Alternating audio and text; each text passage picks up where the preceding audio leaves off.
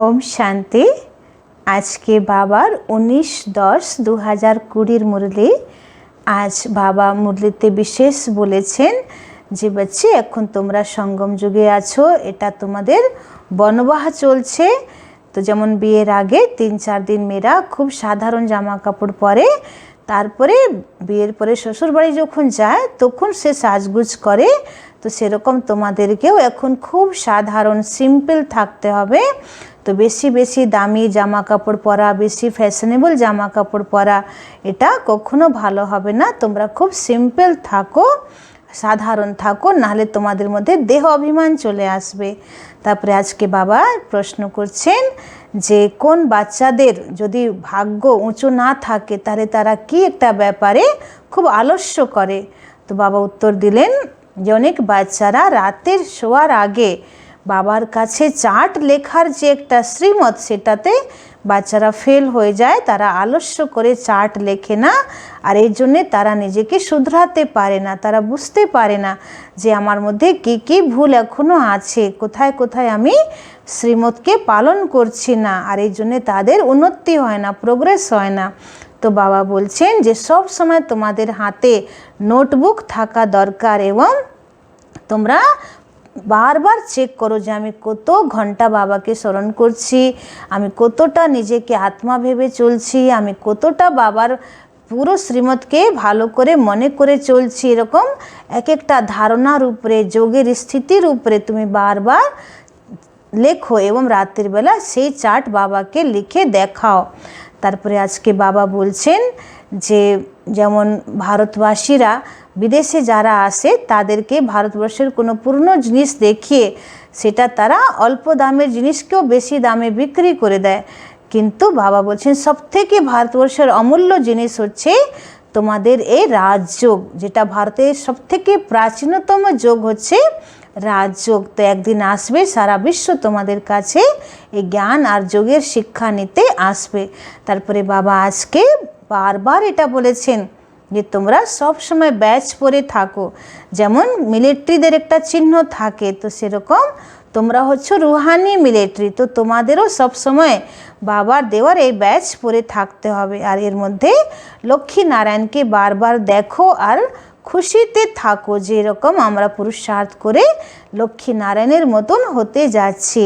তারপরে বাবা আজকে বারবার সুদামার উদাহরণ দিলেন যে সুদামা কত গরিব সাধারণ ছিল, কিন্তু সে কৃষ্ণের জন্যে এক মুঠো চাল নিয়ে এসেছিল, তো সে তার পরিবর্তে মহল পেল। তো বাস্তবে এই স্মৃতিটা, এই ইয়াদগারটা তোমাদের জন্যে আছে। আমার গরিব গরিব সাধারণ বাচ্চারা বাবার জন্যে একটু চাল নিয়ে আসে, ডাল নিয়ে আসে, চিনি নিয়ে আসে, মশলাপাতি নিয়ে আসে, কিন্তু বাবা খুব স্নেহপূর্বক সেটা স্বীকার করে, কেন বাচ্চারা খুব ভাবনাপূর্বক বাবাকে দিচ্ছেন। তো বাবা বলছেন যে যেমন কোনো বাবা তার সন্তানের জন্যে লাখ লাখ টাকা বা কোটি টাকা রেখে যেতে পারে, কিন্তু বাবা তো তোমাকে পদমা পদমপতি বানাচ্ছে, মানে এত দিচ্ছে যে তোমরা ভাবতেও পারবে না, এত তোমাদের সত্যযুগে সোনা গহনা মহল মাড়ি থাকবে। তো বাবা বলছেন যে সত্যযুগে তোমরা খুব সুন্দর সুন্দর গহনা পরবে, এই জন্য এখন ভালো ভালো গহনা পরার আশা ছেড়ে দাও।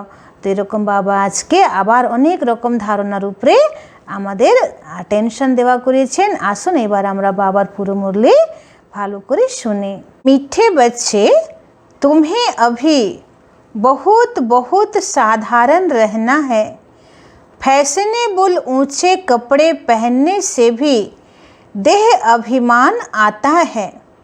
বাবা বলছেন মিঠে বাচ্চা, তোমাকে খুব সাধারণ থাকতে হবে এখন এই সঙ্গম যুগে। বেশি উঁচু উঁচু দামের ফ্যাশনেবল ভালো জামা কাপড় পরলেও দেহ অভিমান চলে আসবে, দেহ অহংকার চলে আসবে। তো খুব সিম্পল থাকতে হবে। আজকের প্রশ্ন, तकदीर में ऊंच पद नहीं है तो किस बात में बच्चे सुस्ती करते हैं। বলছেন যে ভাগ্যে কি একটা উচ্চ পদ নেই বলে বাচ্চারা কোন একটা ব্যাপারে খুব আলস্য করে। ভাগ্যে উচ্চ পদ নেই তার জন্যে বাচ্চারা কোন একটা ব্যাপারে খুব আলস্য করে। তো বাবা উত্তরে বলছেন, বাবা कहते बच्चे अपने सुधार करने के लिए चार्ट रखो। বাবা বললেন নিজেকে শুধরানোর জন্যে चार्ट रखो। याद का चार्ट रखने में बहुत फायदा है। नोटबुक सदा साथ में हो। चेक करो कितना समय बाप को याद किया। বলছেন যে তুমি যদি নিজের উন্নতি চাও তাহলে তোমাকে রোজ দিন চার্ট রাখতে হবে। ইয়াদের চার্ট রাখলে খুব লাভ আছে। আর তোমার নোটবুক সবসময় তোমার যেন সাথে থাকে, হাতে থাকে। আর চেক করো যে সারাদিনে আমি কতবার বাবাকে স্মরণ করেছি। हमारा रजिस्टर कैसा है, दैवी कैरेक्टर है। বলছেন চেক করো যে তোমার সারাদিনে রেজিস্টার কেমন আছে আর दैवी कैरेक्टर আছে। कर्म करते बाबा की याद रहती है। কাজের মধ্যেও বাবার স্মরণ থাকে। याद से ही कट उतरेगी, ऊंच तकदीर बनेगी। বাবাকে যত याद করব ততই আমাদের আত্মার যে মলিনতা সেটা দূর হবে আর আমাদের ভাগ্যটা উঁচু হবে। আজকের মুরলির গান হচ্ছে ভোলেনাথ সে নিরালা कोई और नहीं। তো আজ বাবা বিশেষ চার্ট রাখতে বলছেন। ओम शांति। मीठे मीठे बच्चों पास यह लक्ष्मी नारायण का चित्र घर में ज़रूर होना चाहिए। इनको देख बहुत खुशी होनी चाहिए क्योंकि तुम्हारी यह है पढ़ाई का एम ऑब्जेक्ट। बाबा बोलছেন যে লক্ষ্মী নারায়ণের ফটো তোমাদের বাড়িতে অবশ্যই যেন থাকে লক্ষ্মী নারায়ণের ছবি এবং এটা দেখে তোমাদেরকে খুব খুশি থাকা দরকার যে এটাই হচ্ছে আমাদের পড়ার লক্ষ্য, এম অবজেক্ট। তো বাবা বলছেন যে তোমরা জানো যে আমরা হচ্ছি স্টুডেন্ট আর ভগবান হচ্ছেন টিচার, স্বয়ং ভগবান আমাদেরকে পড়াচ্ছেন। আমরা হচ্ছি গডলি স্টুডেন্ট, আমরা পড়ছি। তো আমাদের সকলের একটাই উদ্দেশ্য আছে যে নর থেকে নারায়ণ আর নারী থেকে শ্রী লক্ষ্মী হতে হবে। তো বাবা বলছেন যে ইনকো দেখ বহুত খুশি হোনি চাহিয়ে। লক্ষ্মী নারায়ণের ছবি দেখে তোমার খুব মনে খুশি থাকা দরকার। गीत भी बच्चों ने सुना, बहुत भोलानाथ है। कोई कोई शंकर को भोलानाथ समझते हैं। বাবা বলছে ভক্তি মার্গে শঙ্করকে মানুষ ভোলানাথ ভাবে কেন, শিব আর শঙ্করকে একই করে দিয়েছে। তো এখন আমরা জানতে পারছি যে শিব হচ্ছেন উঁচু থেকে উঁচু ভগবান আর শঙ্কর হচ্ছেন দেবতা। তো দুজন তারা কি করে এক হতে পারে। तो यह भी गीत में सुना कि भक्तों की रक्षा करने वाले जरूर भक्तों पर कोई आपदाएं हैं। বলছে যে গানে আছে যে ভক্তদের যে রক্ষা করে সে হচ্ছে ভোলানাথ। তো বাবা বলছেন নিশ্চয়ই ভক্তদের উপরে কোনো বিপদ এসেছে তবেই তো ভগবান এসে ভক্তদের রক্ষা করবেন। তো সবথেকে বড় বিপদ কি এসেছে? বাবা বলছেন 5 विकारों की आपदाएं सबके ऊपर है। 5টা বিকারের মানে বড় বিপদ সকলের মাথার উপরে আছে। भगत भी सब हैं, ज्ञानी किसी को नहीं कहा जा सकता। ज्ञान और भक्ति बिल्कुल अलग चीज़ है। বাবা বলছেন যে সবাই ভক্তি মার্গেই পড়ে আছে, এখন কাউকে জ্ঞানী বলা যাবে না। তো জ্ঞান আলাদা আর ভক্তি আলাদা। তো যেমন শিব আলাদা, শঙ্কর আলাদা, তো ঠিক সেরকম জ্ঞান আলাদা আর ভক্তি আলাদা। বাবা বলছেন কি যখন তোমরা জ্ঞান এখন পেয়ে যাচ্ছ তো ভক্তি তোমাদের মন থেকে সরে যাচ্ছে, আর যখন ভক্তি মার্গে ছিলে তখন এই জ্ঞান ছিল না। তো তুম अभी সুখ ধাম কে মালিক बनते हो। বাবা বলছেন এখন তোমরা আধা কল্পের জন্যে সুখ ধামের মালিক হচ্ছ, তোমরা সদ্গতিকে প্রাপ্ত করছো। एक ही इशारे से तुम आधा कल्प का वर्षा पा लेते हो। বলছে এক বাবার ইয়াদ দ্বারা, বাবার শ্রীমত দ্বারা তোমরা আধা কল্পের বর্ষা পাচ্ছ। তোমরা দেখতে পারছো যে ভক্তদের উপরে কত রকম কষ্ট আছে। ज्ञान से तुम देवता बन जाते हो। फिर जब भक्तों पर भीड़ होती है अर्थात दुख होता है तब बाप आते हैं। আবার দাপর যুগ থেকে যখন ভক্তি মার্গ শুরু হবে ভক্তরা খুবই কষ্ট পাবে এবং বিকারে জড়িয়েও থাকবে। বিকর্ম করতে করতে আত্মা পুরো পাপ আত্মা হয়ে যাবে আর সেই পাপের দ্বারা নানান রকম কষ্ট ভোগ করবে। তখন কলিযুগের শেষে আবার শিব বাবা আসছেন। तो बाप समझाते ड्रामा अनुसार जो पास्ट हुआ सो फिर रिपीट होना है। বলছেন যেমন যেমন কল্প ঘুরছে আবার এগুলো আবার রিপিট হবে প্রত্যেক কল্পে। फिर भक्ति शुरू होती है तो वाम मार्ग शुरू हो जाता है। বলছেন দাপর যুগে একদিকে ভক্তিও শুরু হচ্ছে তো একদিকে আবার বিকারী মার্গ বাম মার্গ। যে দেবী দেবতারা সম্পূর্ণ নির্বিকারী পবিত্র ছিল তারাই আবার 5টা বিকারে ফেঁসে গেল, দেহাভিমানে ফেঁসে গেল, তো সেটাকে বাম মার্গ বলা হয়। অর্থাৎ পতিত बनने का मार्ग, বলছি পতিত হওয়ার মার্গ।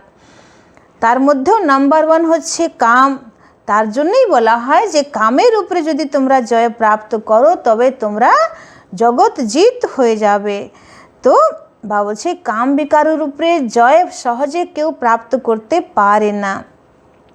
रावण राज्य में विकार के बिगर तो कोई का भी शरीर पैदा ही नहीं होता। বলছে রাবণ রাজ্যে বিকার ছাড়া কারোই জন্ম হবেই না। सतयुग में फिर रावण राज्य नहीं है। আবার সত্যযুগ ত্রেতাতে এই বিকারী পদ্ধতিতে জন্ম হবে না, সেখানে যোগ বল দ্বারা জন্ম হবে। तो वहाँ भी अगर रावण होता तो बाकी भगवान ने राम राज्य स्थापन करके क्या किया। বলছে যদি সত্যযুগেও যদি বিকার থাকে, সত্যযুগেও যদি রাবণ থাকে, তাহলে আবার বাবা এসে রামরাজ্য স্থাপন করে কি করলেন। तो बाप को कितना ओना रहता है हमारे बच्चे सुखी रहें। धन इकट्ठा करके बच्चों को दे देते हैं कि सुखी रहें, परंतु यहाँ तो ऐसे हो नहीं सकता, यह है ही दुख की दुनिया। बाबा बोलছেন যে লৌকিক পিতা প্রচুর ধন ইনকাম করে বা অনেক টাকা ইনকাম করে, কেন? যে আমি দেহ রাখলে আমার বাচ্চাদের জীবনে যেন কোনো অসুবিধা না হয়, তো বাচ্চাদেরকে সব দিয়ে থুয়ে চলে যায়। তো বাবা বলছেন যে আমি তো কলিযুগের ধন তোমাদেরকে দেব না, কেন? এখানে তো সব বিনাশী, তোমাদের পুরো ইনকামই হচ্ছে ভবিষ্যতের জন্যে। তো তোমরা যা কিছু পাবা সব ভবিষ্যতের জন্যে পাবা, আধা কল্পের জন্যে। যে ধন তোমাদের থেকে কেউ কেড়ে নিতে পারবে না এবং যেটা বিনাশী নয়। परंतु यहाँ तो हो ही नहीं सकता, यह है ही दुख की दुनिया। यह बेहद का बाप कहते हैं तुम वहाँ जन्म जन्मांतर सुख भोगते जाएंगे। बाबा বলছেন সত্যযুগ আর ত্রেতাতে তোমরা জন্ম জন্মান্তর এই সুখ ভোগ করবে, অর্থাৎ 21 জন্ম। अथाह धन मिल जाता है, 21 जन्म वहाँ कोई दुख नहीं होगा, दिवाला नहीं मारेंगे। तो यह बातें बुद्धि में धारण कर आंतरिक बड़ी खुशी रहनी चाहिए। तुम्हारा ज्ञान और योग सारा गुप्त है। तो বলছে বুদ্ধিতে এই জ্ঞানগুলো ধারণ করে তোমার ভিতরে যেন সবসময় আন্তরিক খুশি থাকে। তোমাদের জ্ঞান আর যোগ সেটাই হচ্ছে গুপ্ত। स्थूल हथियार आदि कुछ नहीं है। तो बाप समझाते हैं यह है ज्ञान तलवार। उन्होंने फिर स्थूल हथियार निशानियाँ देवियों को दे दी है। बाबा বলছেন যে বাবা তোমাদেরকে দিয়েছে জ্ঞান তলোয়ার, তারা আবার স্থূল हथियार দেখিয়ে দিয়েছে, স্থূল অস্ত্র শস্ত্র দেবীদের হাতে দেখিয়ে দিয়েছে। शास्त्र आदि जो पढ़ते हैं वो लोग कभी ऐसे नहीं कहते कि यह ज्ञान तलवार है, यह ज्ञान खड्ग है। বলছে যারা শাস্ত্র পড়ছে তারা কখনো এটা সবাইকে বলে দেয় না যে দেবী দেবতাদের হাতে যে অস্ত্র শস্ত্র দেখানো হয়েছে এটা হচ্ছে জ্ঞানের অস্ত্র শস্ত্র, জ্ঞানের তলোয়ার, জ্ঞানের খড়গ। तो यह बेहद का बाप ही बैठ समझाते हैं। वह समझते हैं शक्ति सेना ने जीत पाई है तो जरूर कोई हथियार होंगे। तो बाप आकर यह सब भूलें बताते हैं। यह तुम्हारी बात बहुत ढेर मनुष्य सुनेंगे। बाबा বলছেন একদিন আসবে যে তোমাদের এই জ্ঞান অনেক মানুষ শুনবে। विद्वान आदि भी एक दिन आएंगे, बड़ो बड़ो विद्वान पंडितों तुम्हारे काछ থেকে ज्ञान सुनबे। बेहद का बाप है ना, तुम बच्चों को श्रीमत पर चलने में ही कल्याण है, तब देह अभिमान टूटेगा। বলছে যখন তোমরা বাবার শ্রীমতে চলবে তবেই তোমাদের কল্যাণ, তবে তোমাদের देह अहंकार दूर হবে। इसलिए साहूकार लोग आते नहीं हैं। बाप कहते हैं देह अहंकार को छोड़ो, अच्छे कपड़े आदि का भी नशा रहता है। तुम अभी बनवाह में हो ना, अभी जाते हो ससुर घर, वहाँ तुमको बहुत जेवर पहनाएंगे, यहाँ ऊंचे कपड़े नहीं पहनने हैं। बाबा बोलছেন देह अहंकार ছাড়ো, হ্যাঁ ভালো কাপড় জামা পরার এটা একটা অহংকার থাকে। তো এখন তো তোমরা বনবাহে আছো, তো বলছে যখন তোমরা শ্বশুর ঘর যাবে, সত্যযুগে যাবে, তখন তোমাদেরকে খুব জেওয়ার পরানো হবে, খুব গহনা পরানো হবে। এখানে সঙ্গম যুগে এখন তোমরা বেশি স্টাইলিস্ট, বেশি ফ্যাশনেবল জামা কাপড় পরো না। बाप कहते हैं बिल्कुल साधारण रहना है, जैसे कर्म मैं करता हूँ बच्चों को भी साधारण रहना है, नहीं तो देह का अभिमान आ जाता है, वह सब बहुत नुकसान कर देते हैं। तुम जानते हो हम ससुर घर जाते हैं। বলছে তোমরা এখন জানো যে আমরা শ্বশুর ঘর মানে সত্যযুগে যাচ্ছি, সেখানে আমরা খুব গহনা পরব। यहाँ तुमको जेवर आदि नहीं पहनने हैं, সেখানে তোমাকে কোনো গহনাও পরতে হবে না। आजकल चोरी आदि कितनी होती है, रास्ते में ही डाकू लूट लेते हैं। दिन प्रतिदिन यह हंगामा आदि ज़्यादा बढ़ता जाएगा। इसलिए बाप कहते हैं अपने को आत्मा समझ मुझे याद करो। देह अभिमान में आने से बाप को भूल जाएंगे। यह मेहनत अभी ही मिलती है, फिर कभी भक्ति मार्ग में यह मेहनत नहीं मिलती। बाबा बोलছেন যে বাবা রোজ দিন প্রায় প্রত্যেক মুরলিতে বাবা বলে বলছে দেহ অভিমান ছাড়ো, নিজেকে আত্মা ভাবো।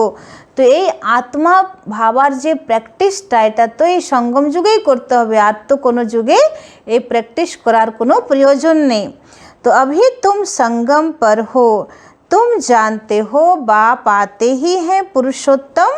संगम युग पर लड़ाई भी जरूर होगी। एटॉमिक्स बम्स आदि खूब बनाते रहते हैं। বলছে এখন এত বড় বড় বম বানানো হচ্ছে, মিসাইল বানানো হচ্ছে, তো কিসের জন্য? এটা রাখার জন্য তো নয়। कितना भी माथा मारो यह बंद हो जाए, परंतु ऐसे हो नहीं सकता। বলছে তোমরা যতই মাথা মারো যে বোমা মিসাইল এগুলো বানানো বন্ধ হয়ে যাক, কিন্তু বাবা বলছে এটা বন্ধ হবে না। কেন? এটার দ্বারাই তো বিনাশ হবে। ड्रामा में नूंद है, समझाने से भी समझेंगे नहीं, ওরা বোঝালেও বুঝবে না। मौत होना ही है तो बंद कैसे होगा। বলছে সকলের মৃত্যু হতেই হবে, বিনাশ হতেই হবে কলিযুগ দুনিয়ার, তাহলে কি করে বন্ধ হবে। समझते भी हैं तो भी बंद नहीं करेंगे। ड्रामा में नूंद है, यादवों और कौरवों को खलास होना ही है। यादव हैं यूरोप वासी, उन्हों का है साइंस घमंड, जिससे विनाश होता है, फिर जीत होती है साइलेंस घमंड की। বলছেন যারা বোমা মিসাইল বানাচ্ছে তারা হচ্ছে ইউরোপবাসী, তো তারা হচ্ছেন যাদব, তো যাদবকুলো শেষ হবে। আর করব যারা বিনাশকালে বিপরীত বুদ্ধি, তাদেরও অন্তিম সময় এসে গেছে, তাদেরও বিনাশ হবে। তো তাদের হচ্ছে সায়েন্স ঘমণ্ড মানে বিজ্ঞানের গর্ব, তো তাদের তো বিনাশ হবে। আর বাবা বলছেন তোমাদের জয় হবে, কেন? তোমরা সাইলেন্সকে নিয়ে আছো, তোমাদের সাইলেন্সের গর্ব আছে। तो तुमको शांति घमंड में रहना है, शांत स्वरूप रहना सिखाया जाता है। बाप को याद करो, डेड साइलेंस। हम आत्मा शरीर से न्यारी हैं। शरीर छोड़ने के लिए जैसे हम पुरुषार्थ करते हैं, ऐसे कभी कोई शरीर छोड़ने के लिए पुरुषार्थ करते हैं क्या?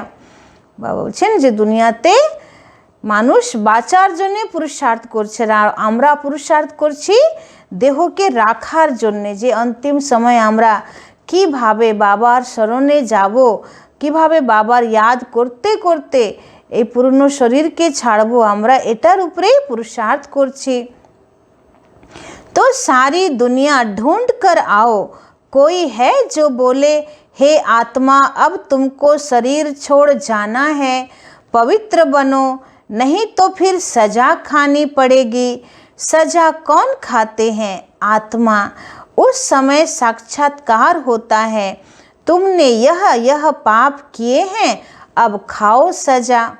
बाबा बोलছেন যে যদি তুমি বাবার সঙ্গে যোগ না লাগাও, যোগ দ্বারা তোমার বিকর্ম বিনাশ যদি না করো, তাহলে অন্তিম সময় দেহ রাখার সময় সব আত্মা ধর্মরাজের সূক্ষ্ম শাস্তি পাবে। তো তখন ভগবান বা ধর্মরাজ দেখাবে যে তুমি এই পাপ করেছো, তার জন্যে তোমার এই শাস্তি। তো তখন খুব কড়া শাস্তি পেতে হয় আত্মাকে, আর তখন আত্মা ত্রাহি মাম করে যে আমাকে বাঁচাও বাঁচাও। তো বাবা বলছেন ওই সময় এমন ফিল হবে যে আমি জন্মান্তর যে পাপ করেছি তার শাস্তি আমি এই অল্প সময়ের মধ্যেই পাচ্ছি, আর খুব কড়া শাস্তি হবে। তো इतना दुख भोगना, बाकी सुख का बैलेंस क्या रहा? বলছে যদি এতটাই যদি দুঃখ ভোগ করছো তাহলে তোমাদের জীবনে আর সুখ কি থাকলো? তো বাপ कहते अभी कोई पाप कर्म नहीं करो, अपना रजिस्टर देखो। তো বাবা বলছেন আর নতুন করে কোনো পাপ করো না, নিজের रजिस्टर देखो। हर एक स्कूल में चाल चलन का रजिस्टर रखते हैं ना। एजुकेशन मिनिस्टर भी कहेंगे भारत का कैरेक्टर ठीक नहीं है, बोलो हम इन जैसे कैरेक्टर्स बनाते हैं। বলছেন যে সারা বিশ্বের একটা এডুকেশন বোর্ড থাকে, তো সেখানকার লোকেরাও বলবে যে ভারতবর্ষের মানুষের ক্যারেক্টার খারাপ হয়ে গেছে। এই জন্যে বাবা বলছে যে নিজের চালচলনকে ঠিক রাখো, এবং স্কুলের বাচ্চাদের চালচলন তো দিনদিন এখন খারাপের দিকেই যাচ্ছে। তো বাবা বলছেন যে তোমরা জানো যে সবথেকে ভালো ক্যারেক্টার হচ্ছে লক্ষ্মী नारायणের कैरेक्टर। तो यह लक्ष्मी नारायण का चित्र तो सदा साथ में होना चाहिए, यह है एम ऑब्जेक्ट। हम ऐसे बनते हैं, इस आदि सनातन देवी देवता धर्म की हम स्थापना कर रहे हैं। श्रीमत पर यहाँ चाल चलन को सुधारा जाता है। तुम्हारी यहाँ कचहरी भी होती है, सब सेंटर्स पर बच्चों को कचहरी करनी चाहिए। रोज बोलो चार्ट रखो तो सुधार होगा।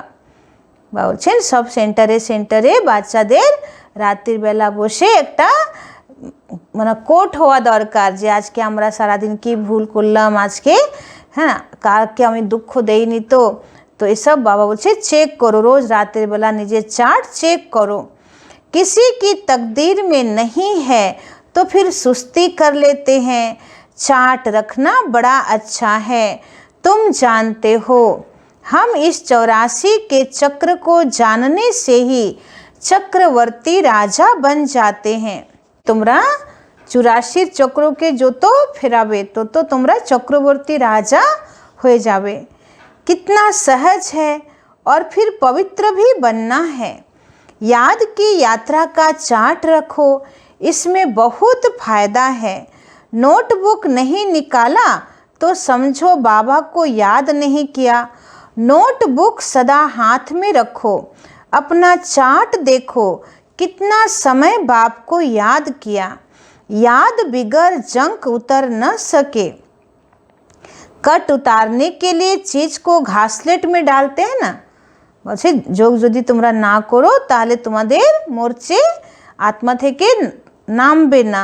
তো যেমন মোর্চেকে পরিষ্কার করার জন্যে তাকে কেরাসন তেলে দিতে হয়, তো সেরকম বাবা বলছে বাবার ইয়াদে তোমরা থাকো, তবে তো আত্মার পাপ ধোলাই হবে। তো বাবা বলছেন যে সব সময় নোটবুক তোমার হাতে থাকা দরকার, এবং সারা সময় তুমি নোট করো যে আমি বাবাকে কতক্ষণ স্মরণ করছি। कर्म करते हुए भी बाप को याद करना है तो पुरुषार्थ का फल मिल जाएगा। मेहनत है ना, ऐसे ही थोड़े ताज रख देंगे सिर पर। বলছে এমনি তোমার মাথায় সত্যযুগের ताज बाबा एमनी रेखे देवे? तो बाबा इतना ऊंच पद देते हैं, कुछ तो मेहनत करनी है। इसमें हाथ पांव आदि कुछ भी नहीं चलाने हैं। बाबा बोलছে सब काजই सब मेहनतই হচ্ছে মন আর বুদ্ধির, এখানে কোনো हाथ पा চালানোর প্রয়োজন নেই। पढ़ाई तो बिल्कुल सहज है, बुद्धि में है शिव बाबा से ब्रह्मा द्वारा हम यह बन रहे हैं। कहाँ भी जाता है, कहाँ भी जाते हो तो बैच पड़ा रहे। यदि तुम्हें कोথাও যাচ্ছো তো তোমার बैच अवश्य तुम्हें পরে যাও। बोलो वास्तव में कोट ऑफ आर्म्स यह है तो समझाने की बड़ी रॉयल्टी चाहिए, बहुत मीठापन से समझाना है। कोट ऑफ आर्म्स पर भी समझाना है। বলছে बैच হচ্ছে তোমার कोट ऑफ आर्म्स, এর উপরেও তুমি বোঝাও। प्रीत बुद्धि और विपरीत बुद्धि किसको कहा जाता है, तुम बाप को जानते हो। বলছে কি উপরে তোমাকে বোঝাতে হবে যে प्रीत बुद्धि বা विपरीत बुद्धि কাকে বলা হয়, এর উপরেও তুমি বোঝাও। এবং भगवान के होते पारे तार उपरेও বোঝাও। लौकिक बाप को तो गॉड नहीं कहेंगे, वह बेहद का बाप ही पतित पावन सुख का सागर है, उनसे ही सुख घनेरे मिलते हैं। अज्ञान काल में समझते हैं माँ बाप सुख देते हैं, ससुर घर भेज देते हैं, अब तुम्हारा है बेहद का শ্বশুর ঘর। বলছে এখন তোমাদের হচ্ছে বেহদের শ্বশুর বাড়ি সত্যযুগ। तो वह है हद का, वह माँ बाप करके 5-7 लाख करोड़ देंगे। तुम्हारा तो बाप ने नाम रखा है पद्मा पदम पति बनने वाले बच्चों। বাবা কি বলছেন যে কোনো লৌকিক মাতা পিতা তার সন্তানকে কত দিতে পারে, 5-7 লাখ বা 5-7 কোটি, কিন্তু তোমার তো নামই রেখেছে বাবা পদ্মা পদমপতি। তো তোমরা কত ধন ইনকাম করছো, কত মালামাল হচ্ছ জন্ম জন্মান্তরের জন্যে, এত ইনকাম হচ্ছে বাবার ইয়াদ করলে। वहाँ तो पैसे की बात ही नहीं है, सब कुछ मिल जाता है।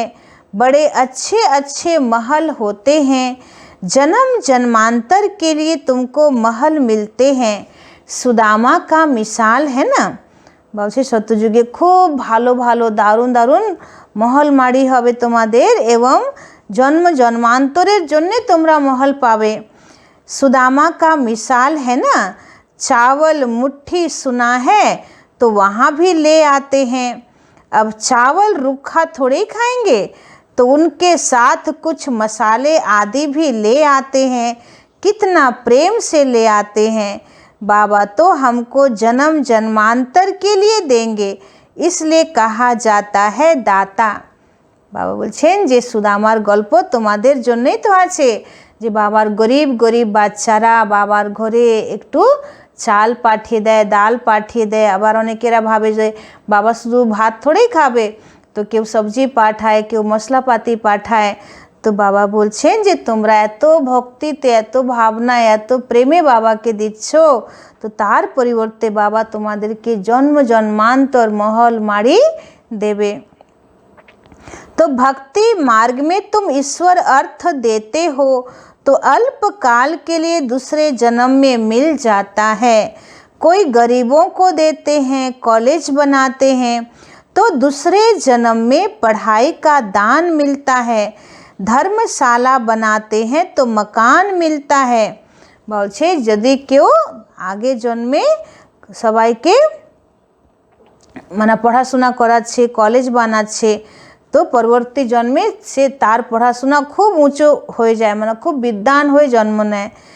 তারপরে বাবা বলছে কেউ যদি ধর্মশালা বানায় তাহলে তার পরবর্তী জন্মে সে খুব ভালো বাড়ি পায়।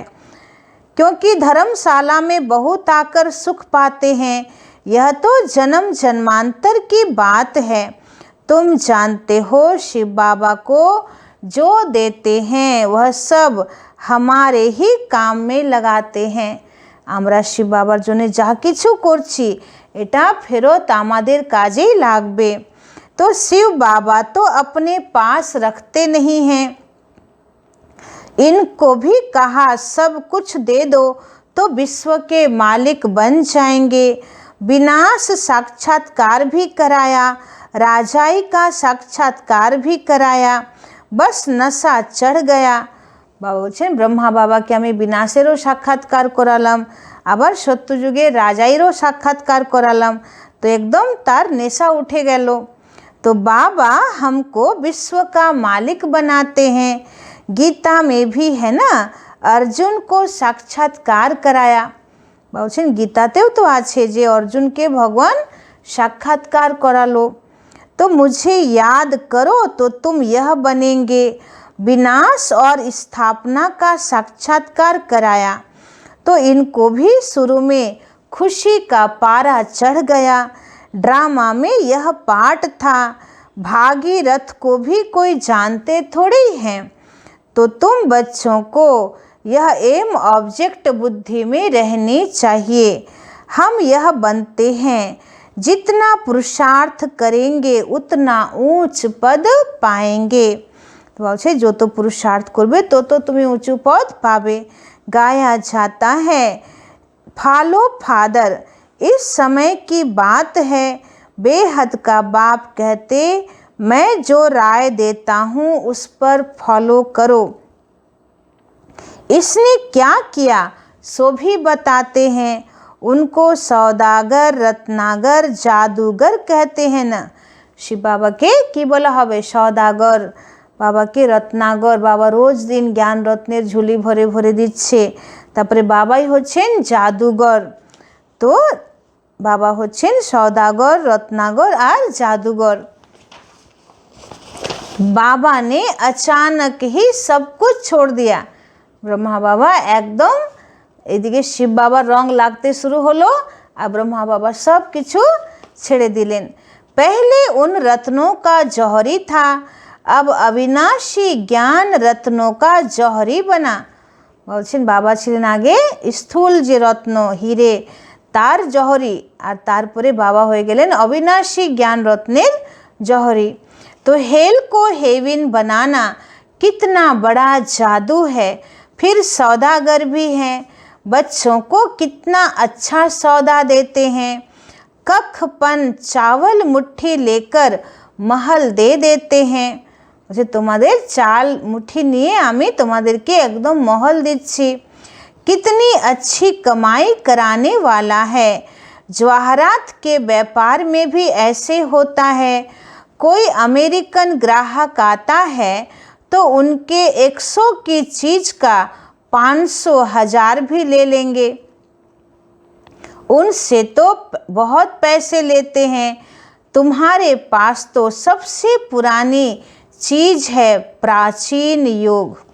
बाबा बोलছেন যে এখনকার ভারতবর্ষের ব্যবসায়ীরা কি করে, কোনো দেখবে বিদেশের কোনো পার্টি এসছে তো তার থেকে 100 জিনিসের মূল্য 500 নিয়ে নেবে, 1000 টাকা নিয়ে নেবে, কেন তাদের কাছে প্রচুর পয়সা এবং তাদেরকে ভারতবর্ষের পুরাতন বা মূল্যবান জিনিস দেখিয়ে অনেক টাকা তাদের থেকে নিয়ে নেয়।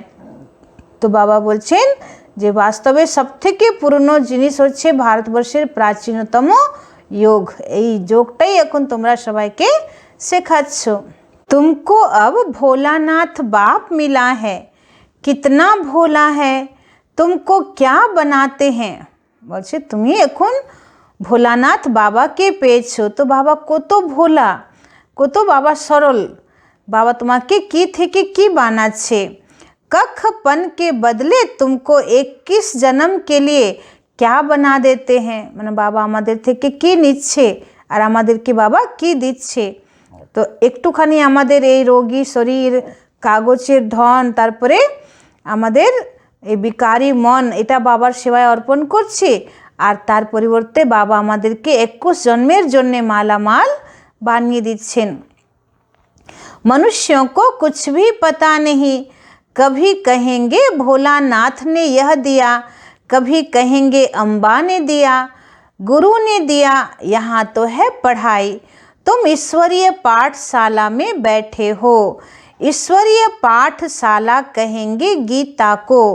गीता में है भगवान उवाच, परंतु यह भी किसी को पता नहीं है कि भगवान किसको कहा जाता है। कोई से भी पूछो, परमपिता परमात्मा को जानते हो? बाप है बागवान, तुमको कांटों से फूल बना रहे हैं, उनको गार्डन ऑफ अल्लाह कहते हैं। यूरोपियन लोग भी कहते हैं पैराडाइज।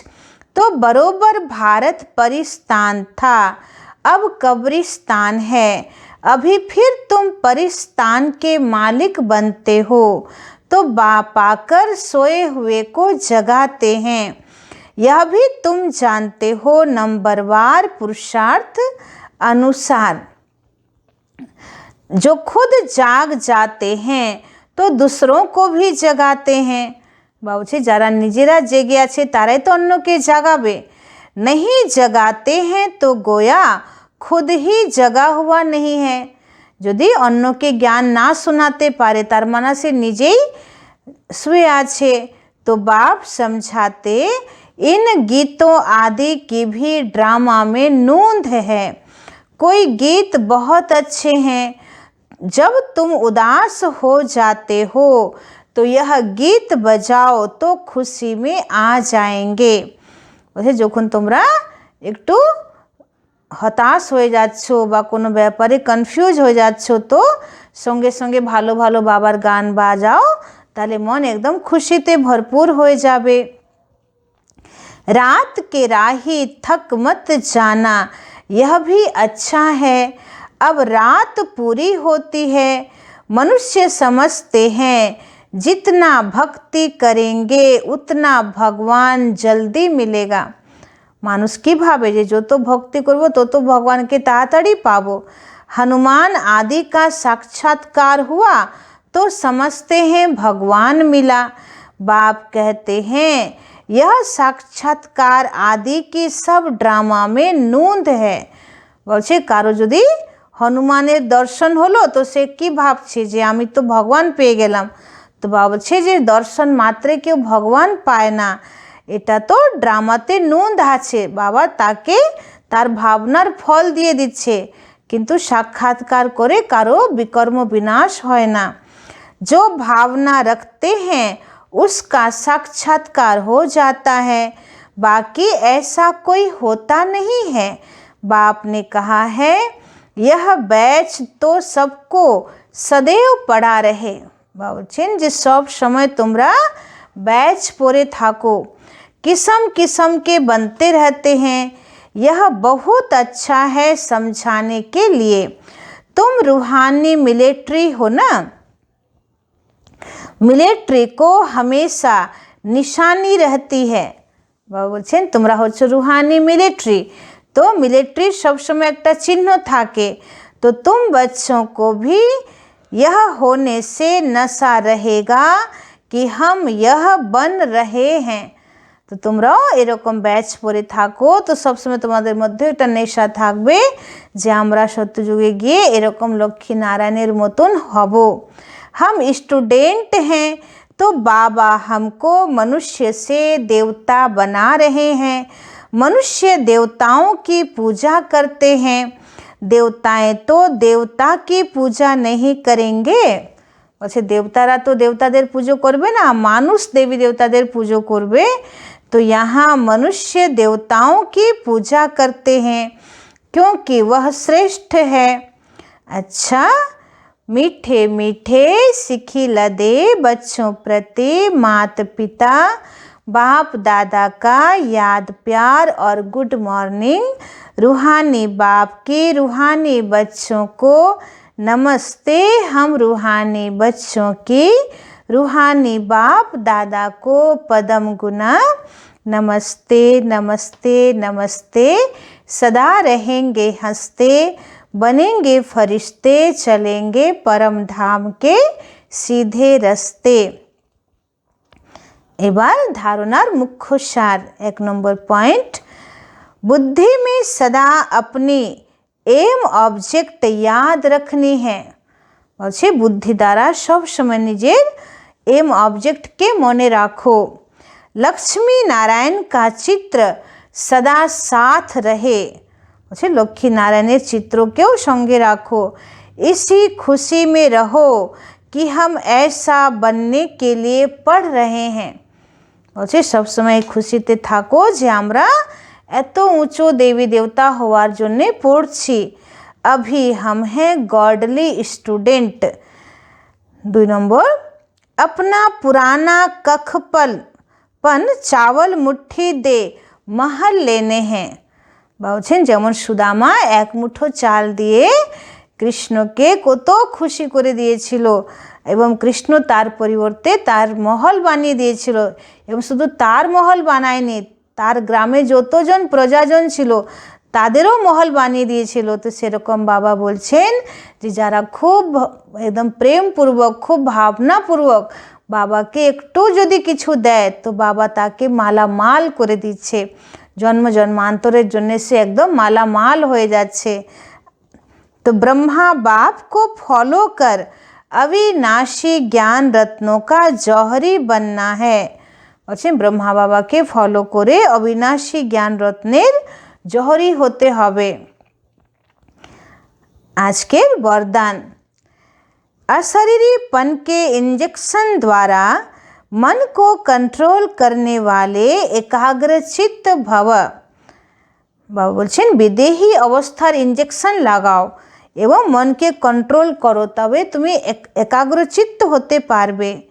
तो जैसे आजकल अगर कोई कंट्रोल में नहीं आता है, बहुत तंग करता है, उछलता है या पागल हो जाता है, तो उनको ऐसा इंजेक्शन लगा देते हैं जो वह शांत हो जाए।